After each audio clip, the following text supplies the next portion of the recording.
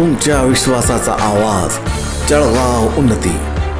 जनसामान्याचे प्रश्न, न्यायासाठी लढणाऱ्या मजलुमांचे हित.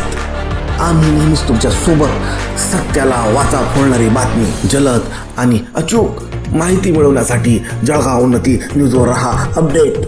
महाराष्ट्रातील विधानसभा निवडणुकीचा निकाल 23 नोव्हेंबर रोजी जाहीर होताच राज्यात आनंदाची लाट उसळली आहे. भारतीय जनता पक्षाच्या भाजपा महायुतीला स्पष्ट बहुमत मिळाल्याने मुख्यमंत्रीपदासाठी देवेंद्र फडणवीस यांच्या नावाची एकमताने घोषणा करण्यात आली. या ऐतिहासिक निर्णयामुळे राज्यभर जल्लोषाचे वातावरण पसरले आहे.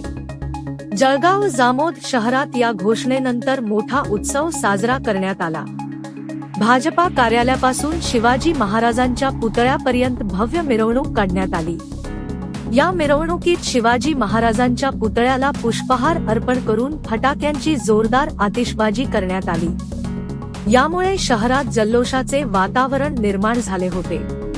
या प्रसंगी भाजपा जिल्हाध्यक्ष सचिन देशमुख, तालुका अध्यक्ष प्रकाश पाटील, शहराध्यक्ष कैलास पाटील, निलेश शर्मा आणि परीक्षित ठाकरे यांनी विशेष सहभाग घेतला.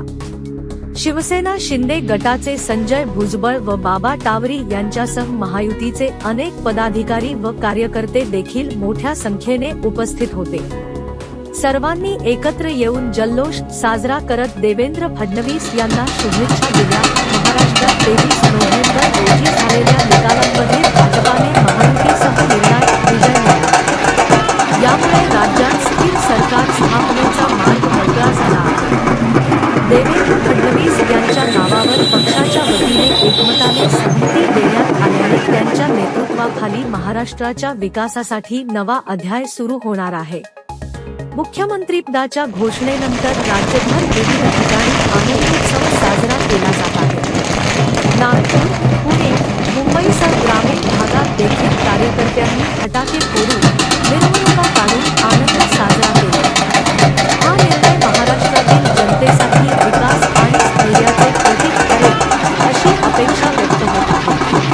देवेंद्र फडणवीस यांचे मुख्यमंत्री म्हणून पुनर्नियोजन हा राज्याच्या विकासासाठी महत्त्वाचा टप्पा ठरेल. नव्या सरकारकडून विकासाची मोठी अपेक्षा असून आगामी काळात महाराष्ट्राच्या प्रगतीला गती मिळेल अशी आशा नागरिकांकडून व्यक्त होत आहे.